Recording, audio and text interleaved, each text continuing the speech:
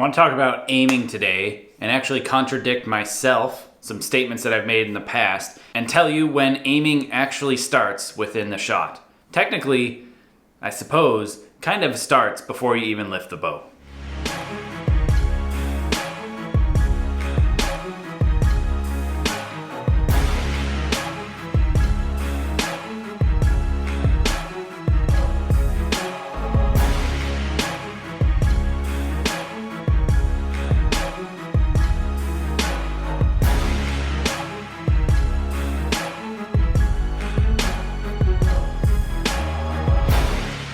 So this past weekend I was coaching somebody and working with them, and the discussion of aiming came up several times. A lot about how to aim, what to aim with, how to control the aim, when it happens, how it starts, a million questions. And I came up with an explanation of aiming, how aiming starts and when aiming starts within the archery system. And I explained it to him in a manner that was different than I had explained it to anybody else. And I thought it was so important that I decided I should do this as a video because it really could potentially help a lot of people make sense as to what you should be doing with your eyes, which control the aiming, of course, and then also what you do with the aiming apparatus you're using. And one more thing that I think you should be controlling that is even more important than the aiming reference.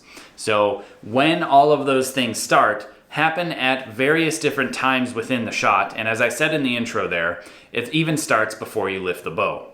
So I need to first talk about three different things that I am going to be showing you today in regards to what they mean to me and what they should mean to you, how you can interpret them, and then that way you'll explain when I start to give you the visual reference as to how and when aiming starts within the shot of shooting archery. Aiming. There is the obvious point of reference, whether that be your arrow with a bare bow, your sight pin with a recurve, whatever with a compound, whether that be a housing, a scope, a sight, multiple sight pins, whatever it is, or traditional if you're using gap shooting and shooting with that gap down there below your actual point of aim. So the actual aiming reference is whatever you're using, whether that be a sight pin, the arrow, or what have you. Then there is what I've already mentioned, the eyes, which control the shot.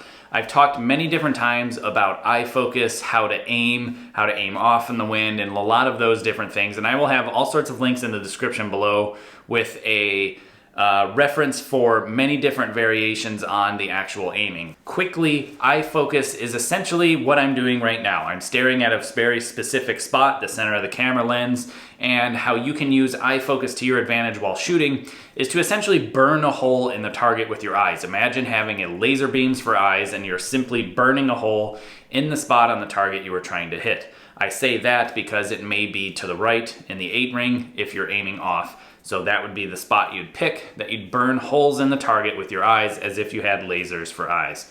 So that is what eye focus is. Eye focus is the main controlling factor of aiming itself, as far as what I am looking at, how I am staring at it, and how small on the target I am looking for a point of impact that I'm trying to hit. That is what eye focus means to me. So, meaning when the wind's blowing and the sight pin's moving all over the place, I'm burning a hole in the target where I want that arrow to go. Now, the third thing that is extremely important to aiming, I guess, in a manner, is tension. The tension and direction that you're pushing the tension that the bow is pushing into you. So I like to think of it as if I am trying to push the bow because Newton's law, reactions and actions, all that stuff. You're pulling the bow back, building tension up. The bow wants to pull you forward. Well, the bow also wants to come in and hit you as well. So the tension that I am pushing out and resisting the bow from hitting me, or feeling the tension of the bow pushing into my bow hand. Where do I push that tension and how do I control it with my bow hand?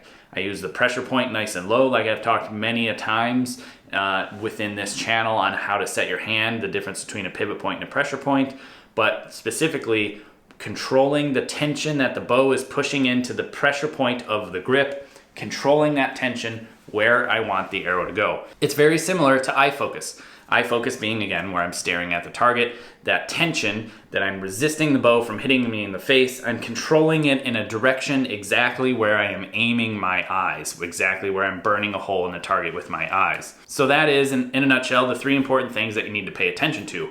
Your point of reference, your eye focus, and your tension and direction, and where and how you are controlling that. So those 3 things are extremely important. Now, I've talked many times on this channel and been very emphatic about don't aim until after you have come to full draw. Meaning, as I go to load, anchor, and transfer, as I draw back and I hit my anchor and I settle into my shot, I have my sight pin, I aim after I have come to full draw.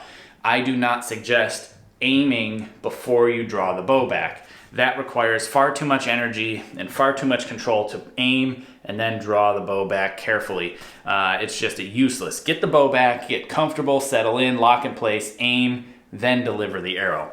So I've said that many times, but in theory, I suppose that aiming starts before you even lift the bow, because you have to have eye focus on the target and have an anticipated spot that you are going to aim at before you even lift the bow. So if I go from here, I hook onto the string, grab my bow, and I take my last breath. I look at the target, dead in the center of the target, and start to burn a hole in the target before I even lift the bow. So I suppose because the 3 things that control aiming, one of those being eye focus, it starts actually before I even lift the bow. However, I'm not really even necessarily trying to put my sight pin in place. That definitely doesn't happen until I have come to full draw.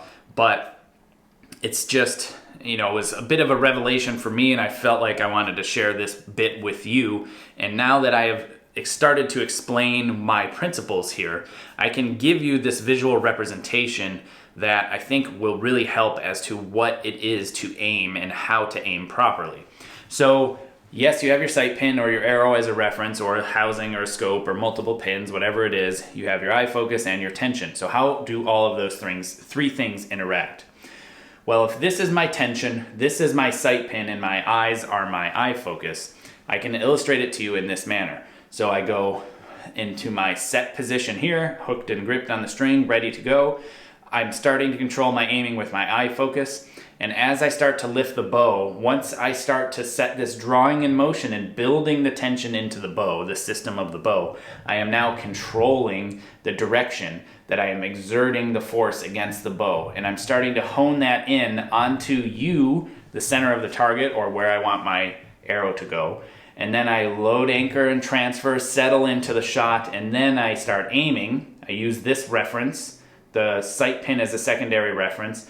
I'm controlling my aim with my eyes, the tension, and my sight pin. I deliver and shoot the arrow, execute a good shot, and do it all over again. Now, how can I illustrate to you what eye focus is and what you should be focusing on? We've gotten a fair amount of questions lately and heard a bit of a discussion lately talking about aiming, what you should be focusing on, seeing 2 targets, seeing 2 sight pins, and vice versa. So I always recommend using 2 eyes to aim with. As I am going to lift the bow, I'm already aiming with you with eye focus. Tension and direction is here, but tension and direction here and sight pin here. But what's important to think about is to not look at the sight pin.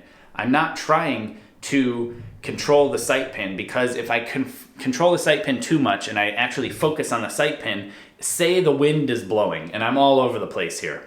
Instead of my sight pin being the central focus point, now my tension is following the sight pin, and my eyes, as you can tell, are not on you anymore. They're following the sight pin as I'm blowing around, right? So that would be incorrect. Eye focus needs to be on you. Let the sight pin float in the wind. But now you can see my tension is also floating with my sight pin. I don't let that happen either. What I do is I burn a hole in you, the target. I push my tension towards you, the center of the target, and I let the wind do this with the sight pin. It moves all over the place, and get comfortable with that, because the sight pin is not the end-all be-all of whether or not that arrow goes in the middle. More of it is the eyes being focused, the tension being focused, and letting that sight pin float around and move, and get comfortable with that. And all I'm doing now is I'm trying to manipulate and control the tension. I'm pushing my bow exactly where I want that arrow to go, burning a hole in the target where I want that arrow to go as well, and letting the sight pin float. That is the correct way to aim. Not like this, not like this, like this. Control the tension, control my eyes, let the sight pin float, execute a good shot, and you'll be very surprised at how much the body will automatically take over, make finite corrections at the last minute, so that arrow will land in the middle when the sight pin's not even in the middle. It can be all over the place or dead in the center. And when you make a good shot, the body will do some crazy things to make that little bit of correction just at the last second to shoot better groups downrange on the target. But you can't have that happen without the eye focus and without the focus of the tension and direction.